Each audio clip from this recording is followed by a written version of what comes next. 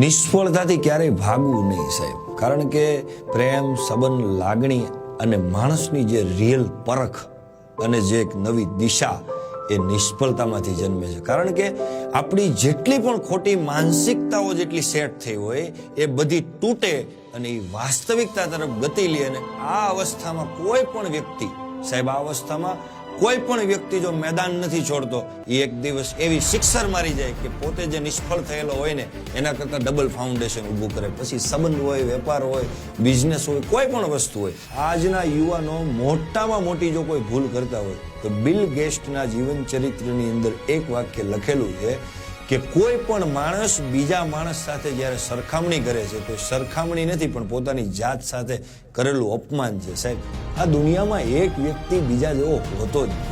તમામ જાતિના લોકો, ધર્મના લોકો, સંપ્રદાયના લોકો સાહેબ એને પ્રેમ કરે છે. એપીજે અબ્દુલ કલામ, એનું એક વાક્ય બહુ સરસ મને યાદ આવે, બધા પક્ષીઓ વરસાદથી બચવા માટે ઝાડનો સહારો લે છે. બધા પક્ષીઓ સાહેબ વરસાદથી બચવા માટે ઝાડનો સહારો લે છે, પણ સમડી એક એવું છે કે વરસાદથી બચવા માટે સાહેબ વાદળ ઉપરથી નીકળી જાય છે. કહેવાનો ભાવાર્થ એ છે, મુસીબત સમય તમે ખૂણામાં બેઠા બેઠા રડો છો કે આ દુનિયાની સામે લડો છો.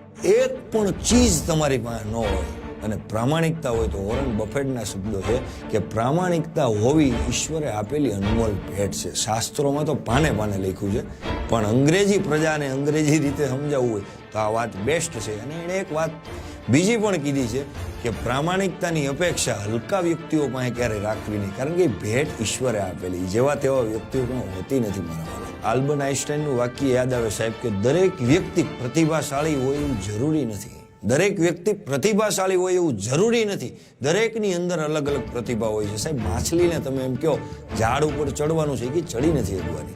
આપણે હોનીની દુકાનમાં કરિયાણું લેવા નથી જતા. આટલા સમજદાર છીએ તો જે વ્યક્તિ પાસે જે વસ્તુ નથી એની અપેક્ષા શું કામ રાખવી? સાહેબ, અપેક્ષા રાખનારો મૂર્ખ છે, કારણ કે ભિક્ષુક વ્યક્તિ પાસેથી 5 લાખ રૂપિયાની અપેક્ષા રાખવી તો ભિક્ષુક મૂર્ખ નથી સાહેબ, અપેક્ષા રાખનારો મૂર્ખ છે.